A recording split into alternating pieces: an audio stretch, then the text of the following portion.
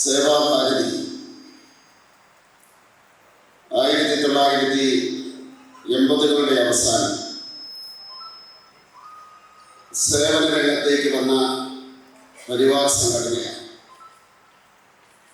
1977 മുതൽ ഈ ആശയത്തിന്റെ സഹയാത്രികനായ ഞാൻ ഓരോ സംഘപരിവാർ സംഘടനയുടെയും പ്രവർത്തനങ്ങളിൽ കാലാകാലങ്ങളിൽ ഞാൻ പങ്കുവഹിച്ചിട്ടുണ്ട്. അതിലേറ്റവും ഉദാത്തമായിട്ട് എനിക്ക് തോന്നിയത് സേവാഭാരതിയുടെ പ്രവർത്തനങ്ങളാണ്. മനുഷ്യ ജീവിതത്തിന്റെ ചിന്താഗതിയെ മാറ്റിയ, പ്രവർത്തന രീതിയെ മാറ്റിയ, മനുഷ്യന്റെ സ്നേഹത്തെ ഊട്ടിയുറപ്പിച്ച ഒരു മഹാമാരി കോവിഡ്. ഓരോ മഹാമാരിയും നമ്മളിലേക്ക് തന്നെ അടുപ്പിക്കുകയും നാം എന്താണെന്ന് നശ്വരമെന്നുള്ള കാര്യം നമ്മളെ ഓർമ്മിപ്പിക്കുകയും ചെയ്യും.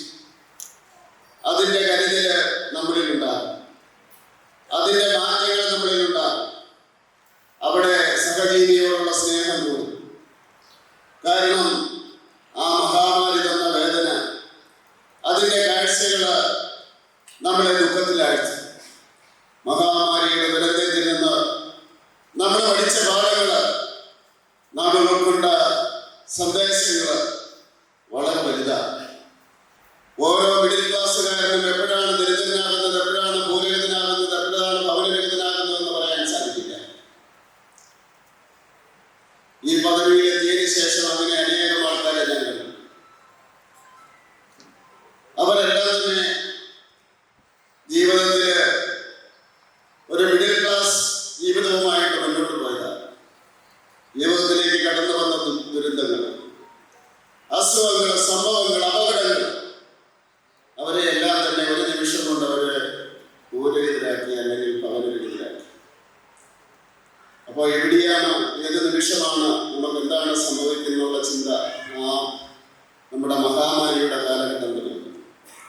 ആ മഹാമാരിയുടെ കാലഘട്ടത്തിൽ ഭാരതത്തിൽ, കേരളത്തിൽ നമ്മൾ കേട്ട ഒരു പേരാണ് സേവാഭാരതി. ഈ കേരളത്തിലെ മുഴുവൻ ജനങ്ങളും ഉൾക്കൊണ്ട ഒരു പേരാണ്, സർക്കാർ ഉൾപ്പെടെ, സേവാഭാരതി.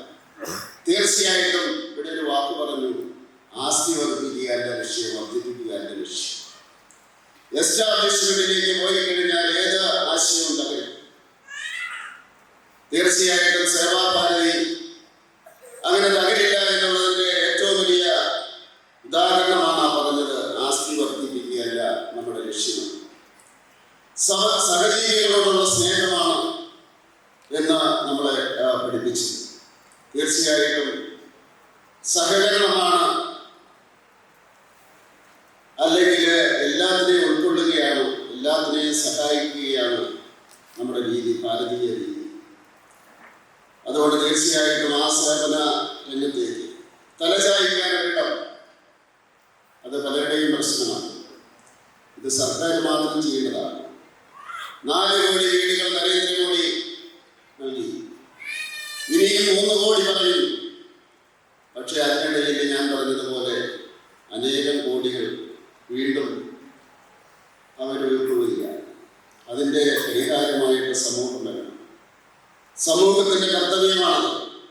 അതുകൊണ്ടാണ് ഭൂദാനം ശ്രേഷ്ഠദാനം എന്ന് പറയുന്നത്. ഏറ്റവും മഹത്തായിട്ടുള്ള ദാനമാണ്. കുറച്ച്